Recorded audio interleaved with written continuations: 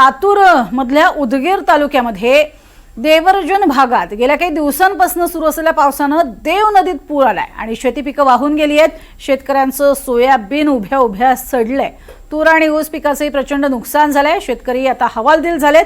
हातातोंडाशी आलेला घास हिरावलाय। शेतीत एक प्रकारे परिसर हा अक्षरशः उजाड झालेला पाहून इथल्या लोकांचं दुःख हे अक्षरशः सहन करण्यापलीकडे गेल्याची अवस्था आहे। रोजगार करून खात बी घातलं, काढलेलं सोयाबीन वाहून गेले। 4 दिवसात 4-5 लाख रुपये दिलं तर बरे नसतात, फाशी घेऊन मारणार आम्ही। हेवका साहेब, हे पाण्यानं सगळं पार शेती हाय तेवढी नाहीसं झाली आहे। आता ह्याची न्याय तुम्हीच करा सरकार। आता आम्हाला जगण्याचा काही धीरावा नाही बघा। आता जगिलो जगताव, नाही म्हणलो तर जाऊन तळ्यात पडताव। असं आम्हाला इतका त्रास आलाय की आता मरावं का जगावं हे आम्हाला काही सुधारणा गेले। तो बातमी नाशिकमधनं आहे। शनिवारी संध्याकाळपासून पावसानं नाशिक जिल्ह्याला अक्षरशः झोडपून काढले।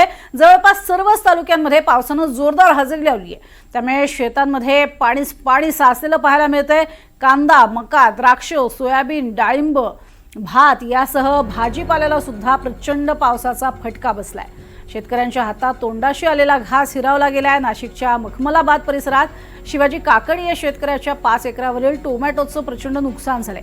एकरी 2 लाख रुपये खर्च त्यांना आला होता। मात्र आता उत्पादन खर्च तरी निघेल की नाही असा प्रश्न त्यांच्या समोर आवासून उभा आहे। याचा आढावा घेतलाय आमचे प्रतिनिधी प्रांजल कुलकर्णी यांनी।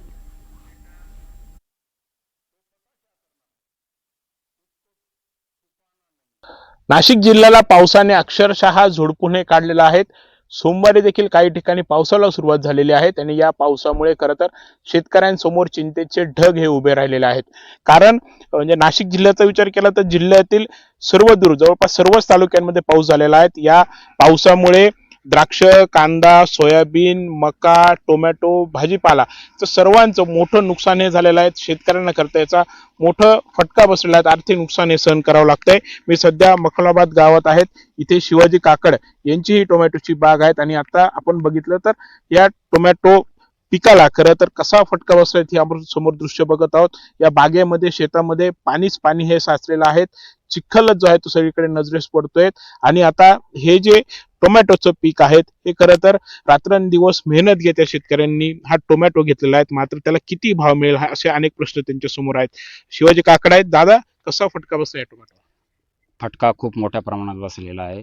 प्रचंड पाऊस आणि याच्या अगोदरही खूप पाऊस झालेला असल्यामुळे ग्राफ्टिंगचे रोप असतानाही हा इतका प्रचंड फटका 90% हा प्लॉट पूर्ण डॅमेज झालेला आहे। याच्यानंतर हा माल आहे त्याच परिस्थितीत डॅमेज परिस्थितीतच मार्केटला नेऊन विकावा लागेल।